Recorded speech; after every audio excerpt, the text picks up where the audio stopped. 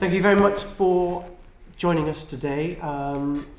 It's my great pleasure to be on the same table as my friend Francesco Verso, who I think we met in 2017 at the Chinese Science Fiction Convention in Chengdu, run by the Science Fiction World magazine, which has 100,000 subscribers a month.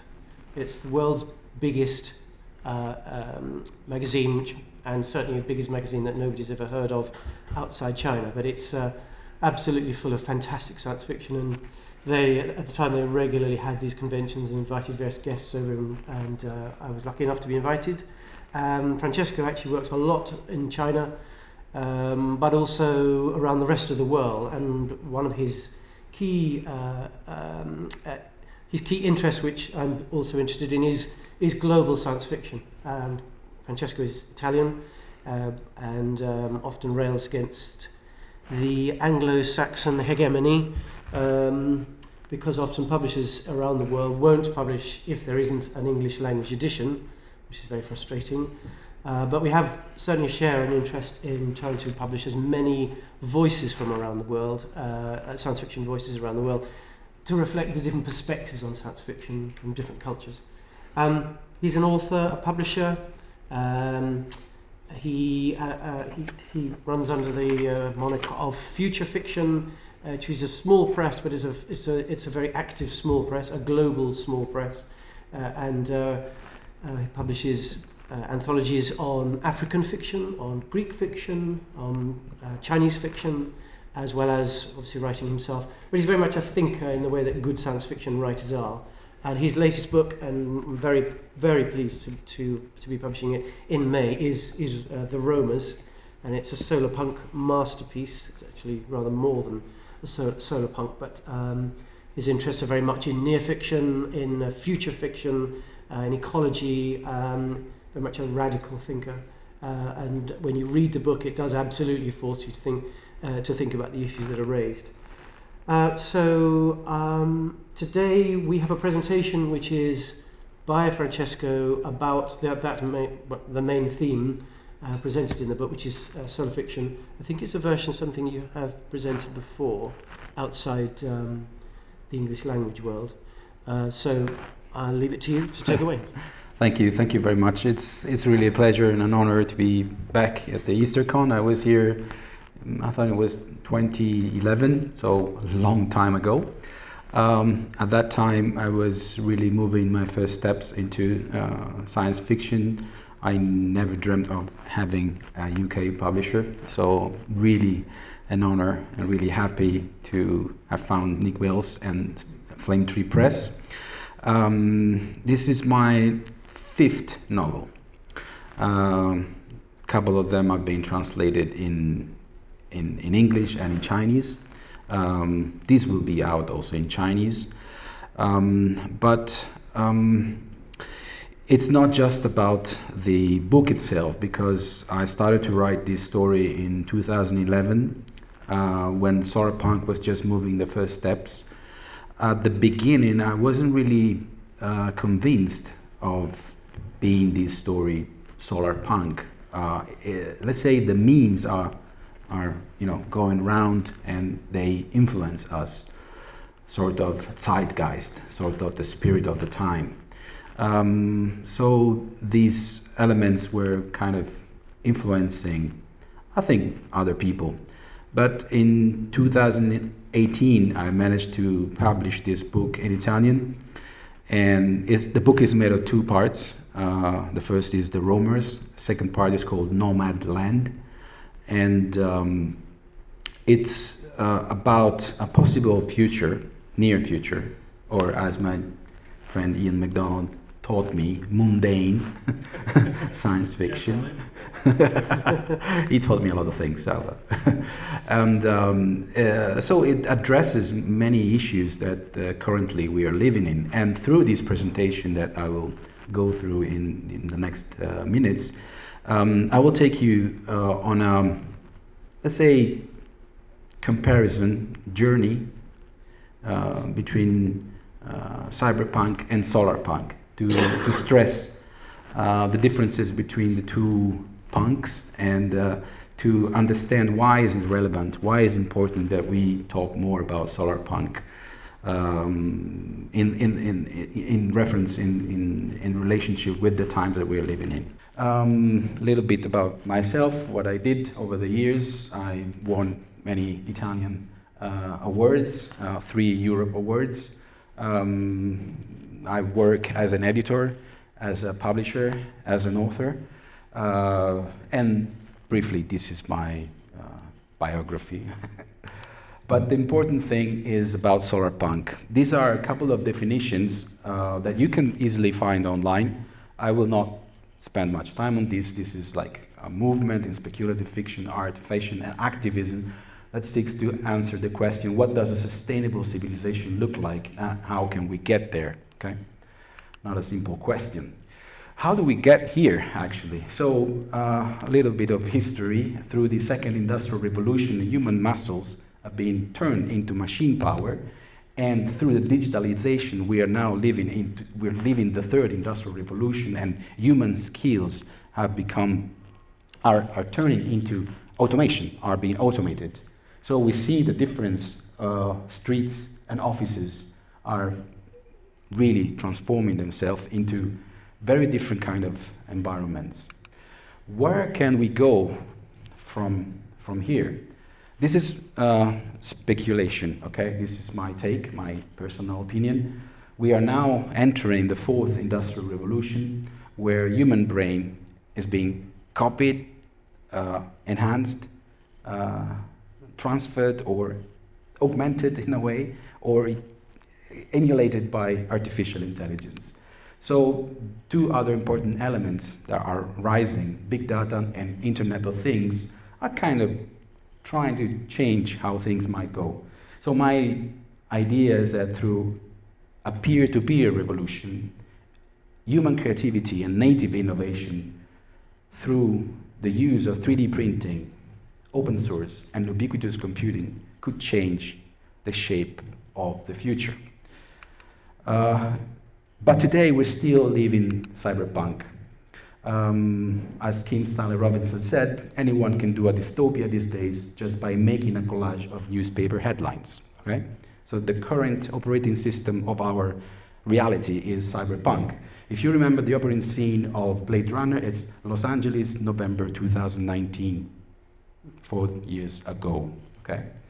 And the reality of what we live is this inversion of narrative, so that Mark Zuckerberg, that give private information to corporation and government for money, is considered a businessman, and Julian Assange, that gives private information on government and on corporation for free to the people, is a criminal.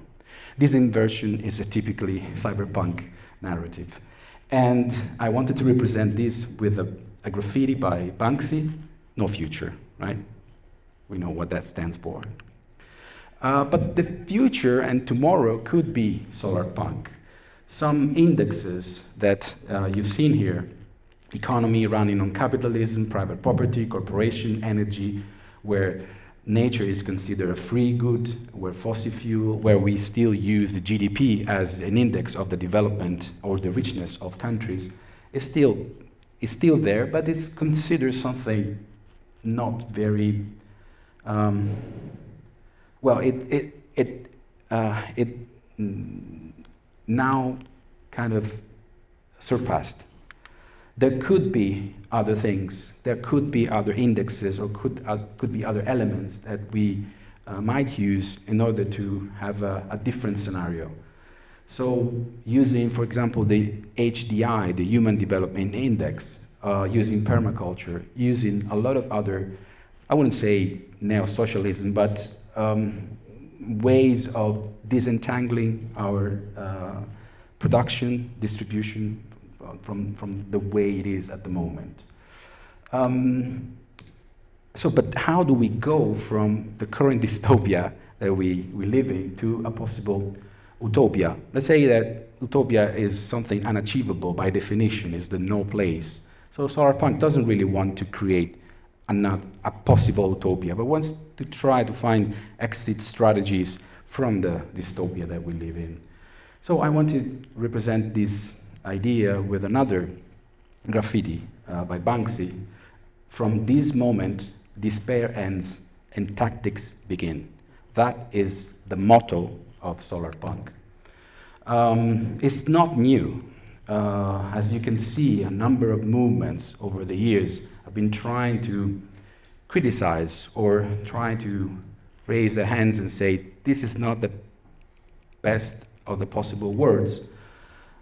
There's been Fridays for Future, Sunrise Movement, Birth Strike, Green New Deal, Extinction Rebellion, We Are 99, No Profit on Pandemic, which is of course the latest one. So solarpunk is a kind of international community of people that from different, very different sectors and with different expertise are trying to make things, make experiences, make realities different. From an ecological point of view, it's very important to understand that the philosophical ideas of the left-wing party, widely speaking, considers nature as something pure, as something that we have to return to, some idea connected to primitivism, where human beings are considered the guilty element or the ones that are polluting, tainting nature, so that they advocate a return to this kind of wilderness. But in a way is a little bit elitist in the sense that only few people can afford to go on holiday on a wild park or to go to a zoo to have an experience. And closing nature is not what solarpunk would propose. On the other side, the right wing says that nature is something that we can master, that we can bend to our needs, that we can augment, that we can use to make our life better. And in this way, they advocate the idea of a techno-solutionism. Given a certain time, a certain quantity, a certain time, we can solve any problem with technology. So you see there, these skyscrapers, these buildings are the vertical forest in Milan. They look very solarpunk in a way, but they cost 14,000 euros for square meter. So it's not really punk. Not many people can afford that. So solarpunk is in the middle. Solarpunk tries to say that we should use nature for the people, we should use technology for the people, we should use native innovation, which is wisdom and technology in the current culture that we probably forgot, that we give up in order to embrace a kind of lazy, comfortable, industrialized and commodified lifestyle, and try to update this native innovation for the current life that we are living in. From an ideological point of view, again, solarpunk is not the latest trend or product to sell. So again, here I make a comparison between the idea of the noble savage. We should return to the origins. We should embrace a different diet, a different lifestyle, a different kind of consumption pattern. And on the other side, the techno-utopia. The techno-utopia that, we can destroy this planet and find another one, or we can just colonize whatever we want, or terraform whatever we want, and we will find a solution, but for a very small, tiny percentage of people. What are the pillars? The pillars are biomimicry, so using, copying, or imitating patterns in nature. Sustainability, we already have many technologies that could improve our current footprint, ecological footprint. We have edible plastic. It could be eaten together with the water. We could install these grids of photovoltaics panels along the highways to power them. There are many solutions.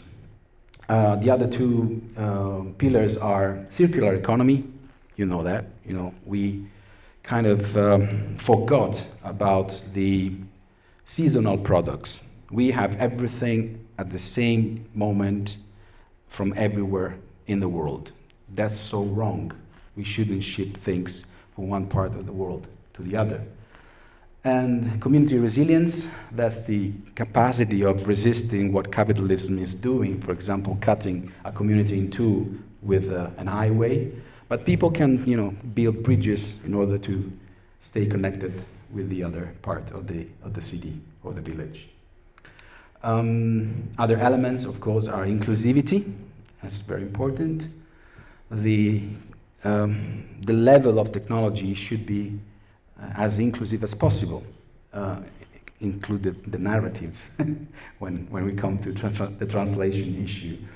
So one thing is to have prosthetics that is very fancy and very expensive, like they're at the bottom, and the other one is to 3D print a prosthetics for somebody that lost an arm or had a disease. And the same goes for the narrative, the mono-future versus the multi-future, or rather, simple versus complex. The hero's journey, we all know about that. But there are many other ways of telling stories that we just don't consider. We just ignore them or don't want to think about because maybe they're a bit too complex. So it implies a radical change in perception, in understanding and acceptance. But basically because of this reason. You see on the upper side, you see technologies, the famous ziggurat of Blade Runner, air conditioning, this wireless charging. But look at the pictures below. They are the same thing, but this is called vernacular architecture. And this is Jugaad in India, and is a way of finding a solution for a local problem. It might not be fancy, it might be not modern or contemporary or stylish, but who decides what is progress of innovation, right? That's a very important question. When we consider cyberpunk and solarpunk side by side, you see that the two things are emerging from different subcultures. The ravers, techno parties from one side, and activism and Extinction Rebellion, Fridays for Future, like large movements of people. When you take architecture and environmental aesthetics, you see from one side functionalism, brutalism, which were important movements in the 60s and 70s in architecture. The usual foggy, rainy, dark setting of the cyberpunk city. On the other side, you have Art Nouveau, permatexture, different approaches to the aesthetics as well. And the characters, you see on the cyberpunk side, urban fighters, people ready to fight with hoods, with military dresses. On the other side, you have people that don't care about fighting. They care about healing. They care about helping others and creating communities instead of individual solutions. So, take it very briefly, the paradigm of cyberpunk is low life, high tech. Normally you have a hero, which is a social deviant, a nerd, or a geek, and the conflict emerges from market forces, man fights, business rules, with technologies that are from the 90s.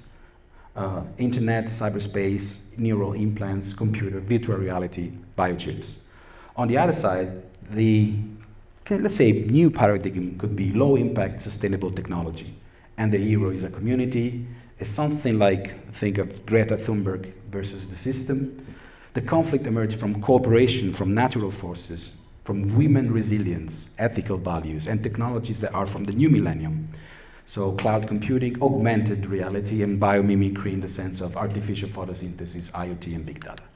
To represent that, you have on one side Cyberpunk 2077. You see big man, aggressive, ready to fight. And on the other side, you have Horizon Zero Dawn with a protagonist. She's a woman, and the setting is in the open. the world has been destroyed, but has been reproduced and recreated by an artificial intelligence called Gaia. So, where solarpunk sits.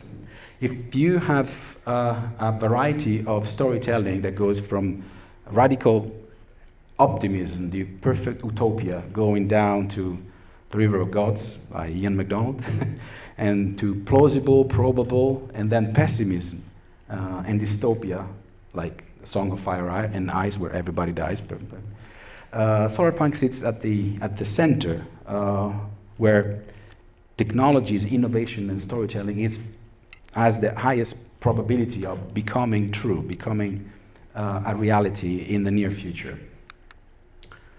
And these are a number of solarpunk books that you can find in English, more or less, because some people are being brought into solarpunk, not being conscious or not willing to be part of it, like Kim Stanley Robinson in one convention some years ago.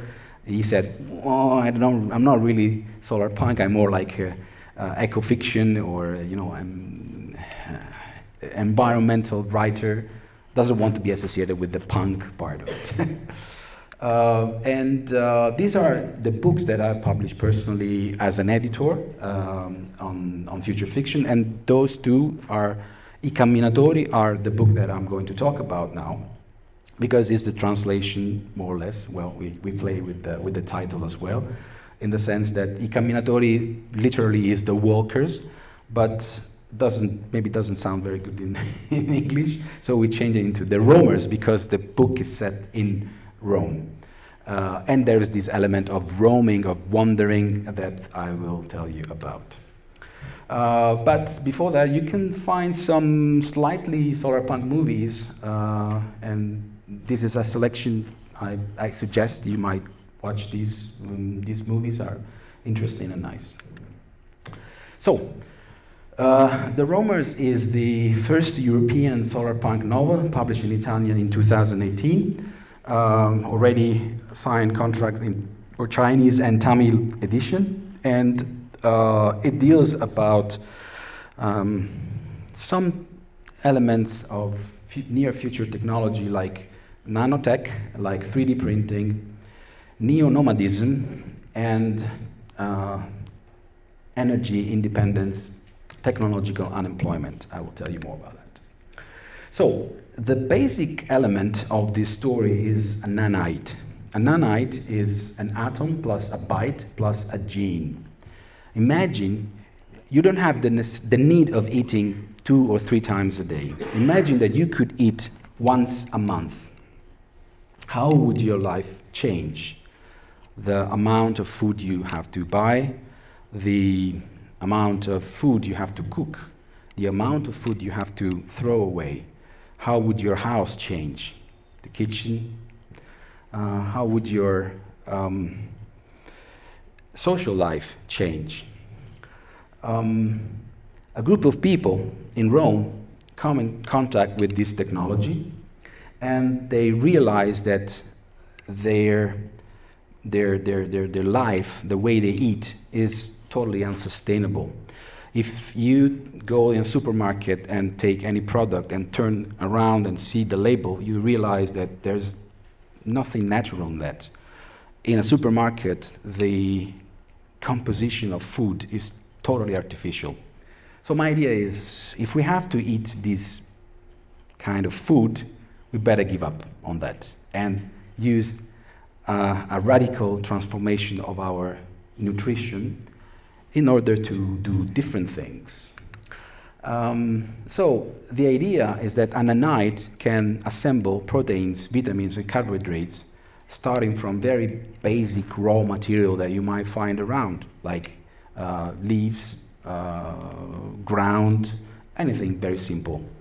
Might not sound very exciting, but I didn't close the restaurants in Rome. The restaurants in Rome have turned themselves into perfumeries. So the people are still gathering around a table like you, but they're not eating, they're smelling perfumes. So this dematerialization of the experience. And we are actually given up on the of the sense of smell. We don't use it very much anymore. So it's a kind of radical change, but nothing changed in the sense of the structure of the business of social gathering and meeting. Of course, there is more to that, because to power their bodies, they would need another kind of transformation that I will not spoil it, but in a way, it's like creating a sort of photovoltaic skin and being powered by the sun directly. Well, actually, it's called artificial photosynthesis, and they are already doing some tests or experiments on that. But the big change is not just in the way they eat, it's more like in the way they live. So they start to give up on their precarious life, precarious jobs, the gig economy, the junk food, the surveillance capitalism, and instead of one big brother, they will use billions of nano brothers to set themselves free from the current life that they lead. They go and occupy a bridge that is being abandoned, and they 3D print their houses there. So, in a way, they create new bodies for a new lifestyle. In the book, there are a number of elements that I think are at the edge of being transformed. The end of the work versus online mass cooperation, the end of eating versus smelling, the end of the factory versus home 3D printers, the end of property versus shared economy, open source, Creative Commons, the end of the city versus tiny houses and neo-nomadism, the end of fossil fuel versus solar power, the end of industrial food versus permaculture, urban farming. The idea is that these people will embrace a kind of life that it's connected to all those elements that I told you before, amending the kind of capitalism that we are living. I'm not saying we have to, change completely the system, but surely it could be improved, because the way capitalism is using up all the resources, including human resources, is really not sustainable, not even in the short term. And so a radical change is necessary, I think. And we are doing also a comic of this at the moment, starting with a spin-off story with a Peruvian artist called Hugo Espinoza. He's a beautiful, he's a very talented illustrator. And I think I would like to end this presentation with what it means to be a punk today. Okay, so in the 70s, in the 80s, it meant to be anti-conformist, anti-state, anti-corporations. The aesthetics was, BDSM, PVC, rubber. It was pro-anarchy and pro-nihilism. And what it means to be punk today, it means to be against profilization, against individual competition, against patriarchy, in favor of inclusivity of all the marginalized people. And when I say marginalized, I mean also the people that do not speak English. Because they are a big number, and pro civil responsibility and environment. So 6 Ds to prove if and how much you are already solar punk. This you can do it yourself. Decolonize. This is my take. Decolonize the future. So decolonize your imagination. Decarbonize your daily life, degrowth unnecessary consumption, decapitalize the economy, I like that, depatriarchize social control, and decentralize decisions. My personal idea is that imagination is the first step into any kind of transformation. That's not enough to change reality, and yet it's not the first time that fiction has proved to depict a preview of tomorrow. Solarpunk can play a crucial role in opening people's minds to a better future. And the future that we hope for is often represented in this way, like shiny, flourishing plant with a good vase, with a room for growth. But the reality of things is this: we need to compete and grow ourselves thorns in a territory where there are very few resources. But every once in a while, in spring, a flower can blossom. Thank you very much.